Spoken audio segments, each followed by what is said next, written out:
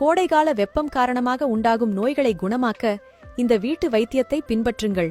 கோடை காலம் தொடங்கிய பின் மக்கள் சந்திக்கும் மிகப்பெரிய பிரச்சனை சரும நோய்கள், நீர்க்கடுப்பு, சோர்வு.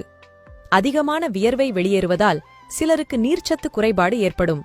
உடலை நீரேற்றமாக வைத்திருக்காவிட்டால் அதனாலும் பாதிப்புகள் ஏற்படலாம். இந்த பதிவில் கடும் வெப்பம் உண்டாக்கும் நோய்களை தவிர்க்க சில வீட்டு வைத்தியங்களை தெரிந்து கொள்ளுங்கள். தினமும் காலை 5 சின்ன வெங்காயம் சாப்பிடுங்கள். இது வெயில் கால நோய்க்கு நல்ல மருந்து. மதிய உணவுடன் 2 சின்ன வெங்காயம் சேர்த்து உண்ணலாம். கோடை காலங்களில் பழைய சோற்று நீச்ச தண்ணீரும் சின்ன வெங்காயமும் உடலுக்கு அவ்வளவு நல்லது. கற்றாழை அல்லது எலுமிச்சை பழத்தை தலையில் தேய்த்து குளித்தால் உடல் சூடு தணியும். வெயில் கால நோய்களை கிட்ட அண்டவிடாமல் ஆரோக்கியமாக இருக்க வாரம் 2 முறை நல்லெண்ணெய் குளியல் போடுவது நல்ல பலன் தரும். வெந்தயம், பெருஞ்சீரகம் ஆகியவை குளிர்ச்சி தரும். இவற்றை தண்ணீரில் போட்டு அதிகாலையில் குடிக்கலாம்.